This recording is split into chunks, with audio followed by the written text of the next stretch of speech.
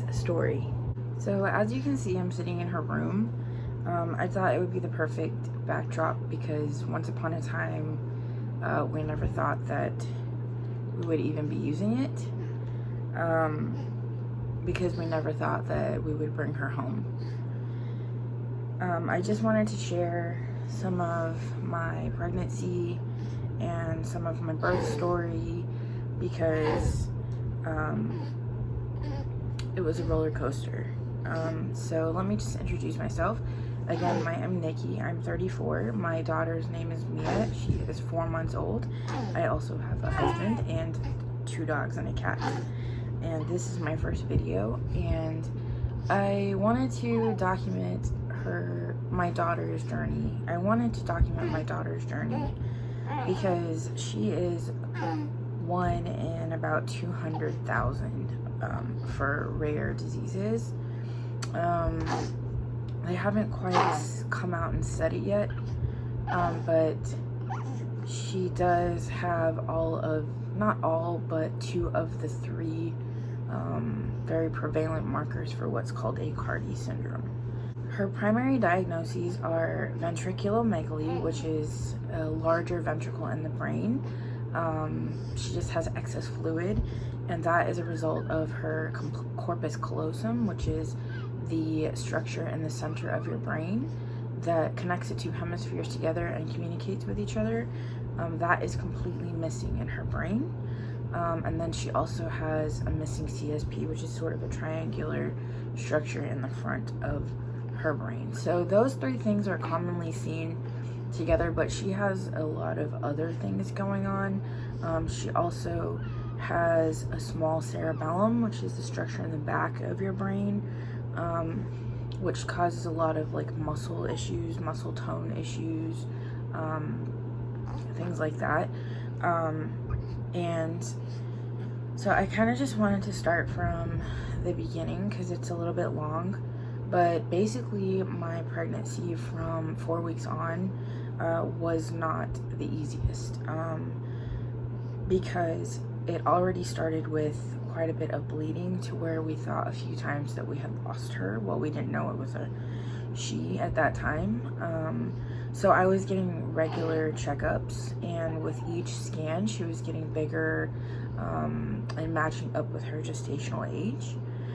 And then I got tested for gestational diabetes, which is diabetes that you incur during pregnancy only. I got tested early because of family history of diabetes. I was not pre-diabetic, but I barely missed the mark, and so I was diagnosed with gestational diabetes early, and that immediately put me into the high risk category.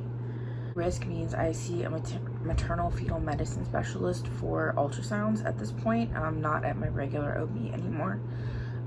So I had a scan done for the first time at the MFM at 16 weeks, and they said everything was perfect. Then I had my anatomy scan at 19 weeks, and let me just back up. The anatomy scan is the big one. It's the one that they look at all the structures, all the organs, because it is the absolute best time to see them before the bones become too dense and the baby becomes too big to see everything. And I was told up until 19 weeks that everything was perfect. But because of my gestational diabetes, I was told to come back at 23 weeks for them to scan her heart when it's a little bit larger so they can make sure that she's got all 4 chambers and is pumping properly. But whenever they were scanning her, and my husband was not at this scan because we just didn't think it was a big deal, the doctor, who was a new doctor, actually the old one that had done my previous scans had moved and a new doctor came in, I noticed he was focusing on her head a lot, and so I actually asked him, first, is her heart okay, but also that I noticed that he was focusing on her head, and is everything okay with her head? And that's when he informed me that her ventricles were slightly enlarged. She was on the higher end of normal, but it was a little bit alarming, and that he also noticed that she was sort of falling off of her growth curve actually since 16 weeks. So he immediately sent me across the hall to LabQuest to take a torch test, which is checked for infections, because the first thing that they think of is Zika virus. Whenever they noticed that her head was measuring small, her ventricles were enlarged, and then she started just measuring small overall. And so you can imagine the distress that I felt.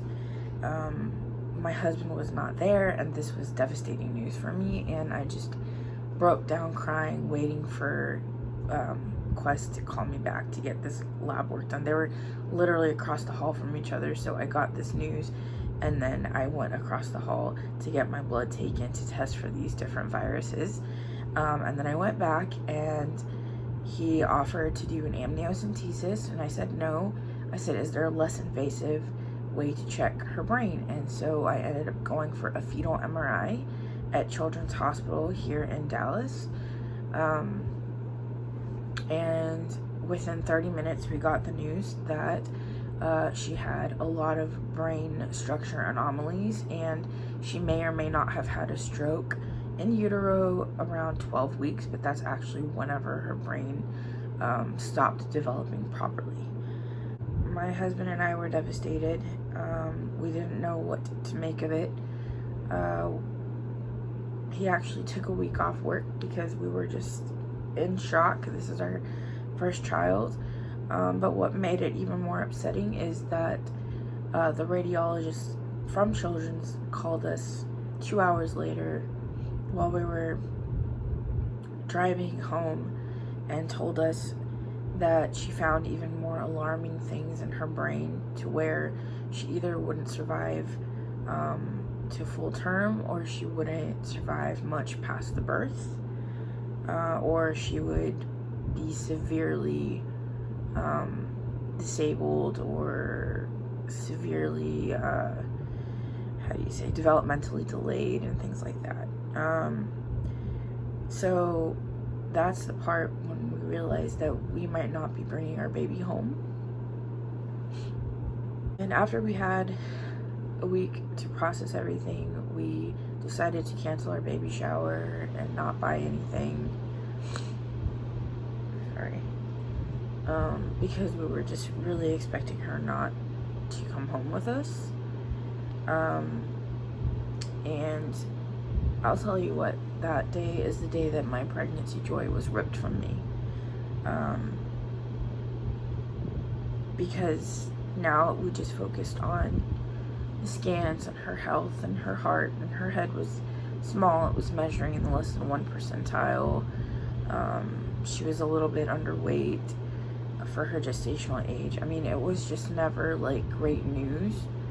But the only thing that kept us going was the fact that my MFM was so encouraging, because the radiologist implied that she wouldn't survive. Well, she said she wouldn't survive, but and to really think about that, and you don't have to say the word termination to know what they're trying to say, and there was no way that we were gonna do that. And I remember looking at my husband that day and saying, no, I can't end our baby's life, because whatever happens, at least at the end of it, we get to meet her.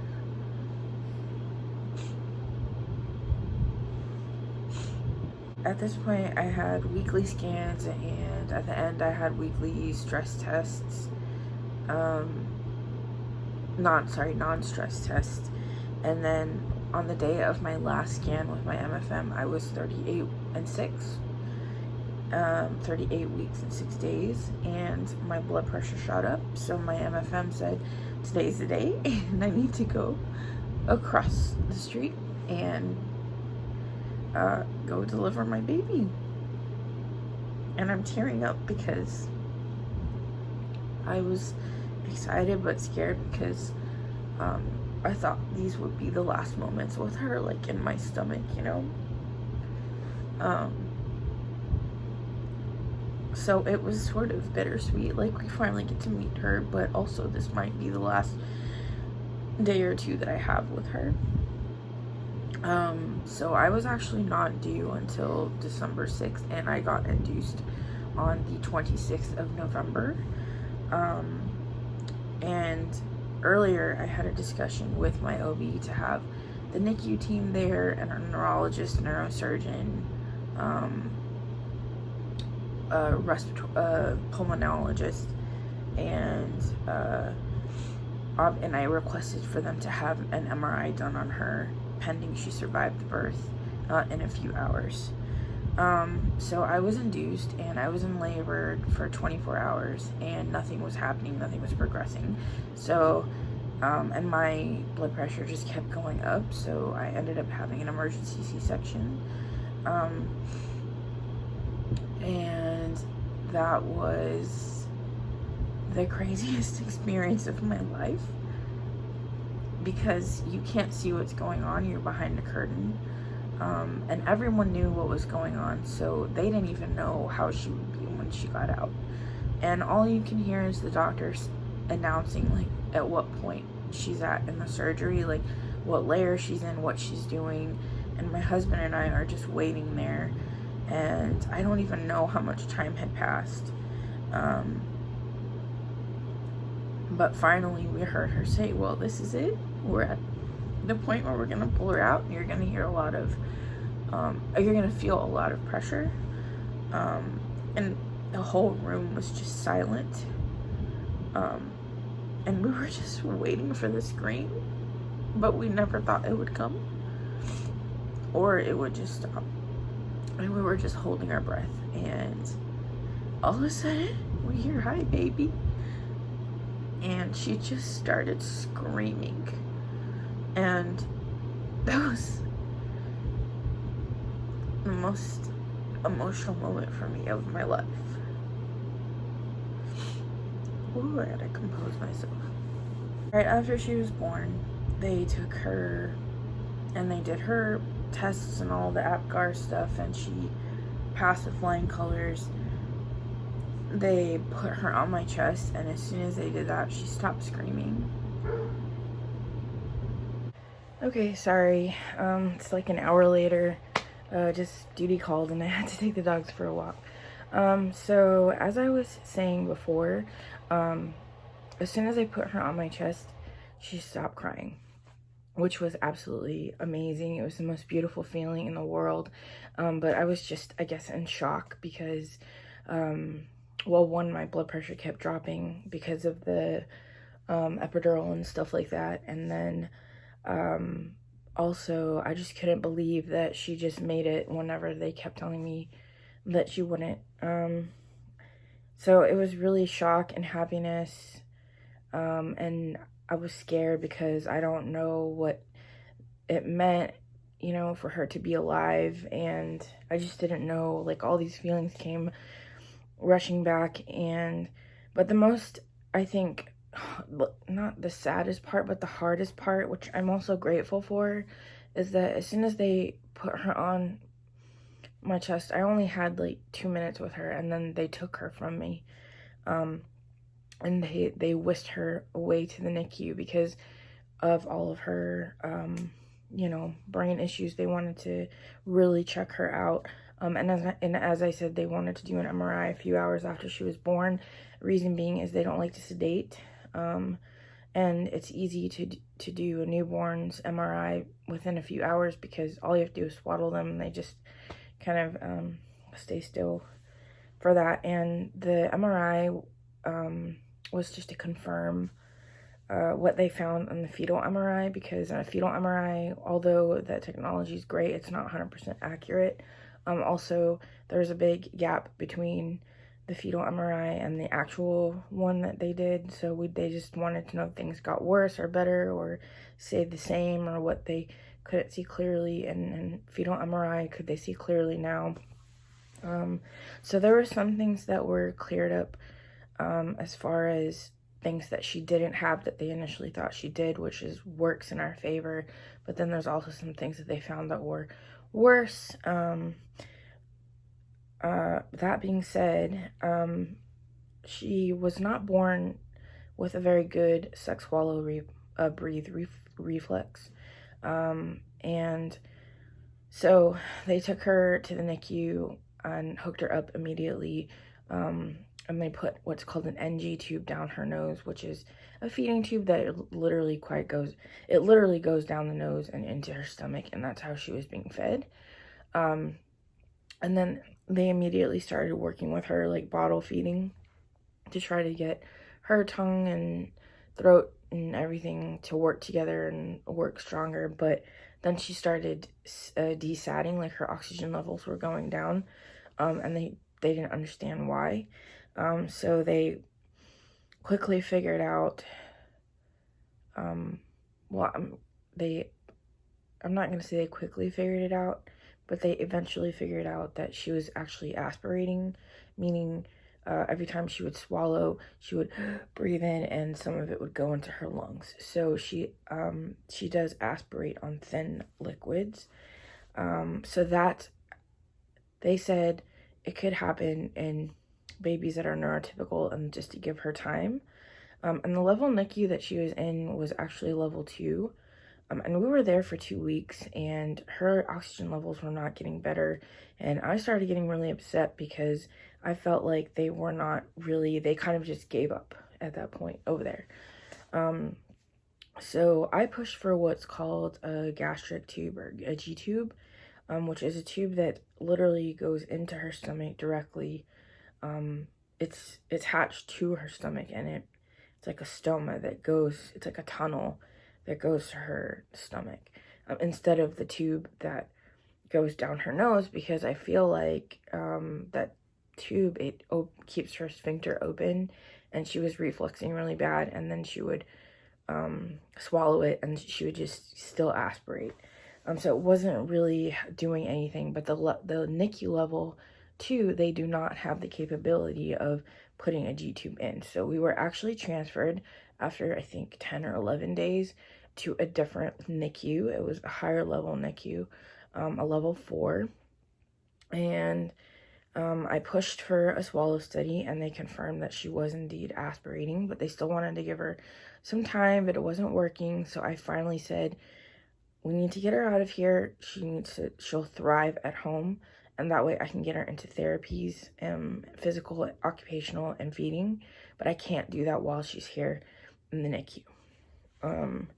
So finally they agreed, and they did one more swallow study just to confirm. They did her surgery, which was the hardest thing to watch ever.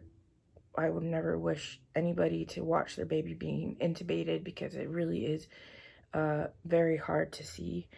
And then within 6 days, she was actually released from the NICU. We did our overnight stay, and then we were able to take her home, and it was the best feeling in the world, because again, we just never thought we would get to that point. We didn't really have anything for her, you know. We didn't have her bedroom furniture. We didn't have she's such a blessing. And unfortunately, she does have some delays. So she's 4 months old, and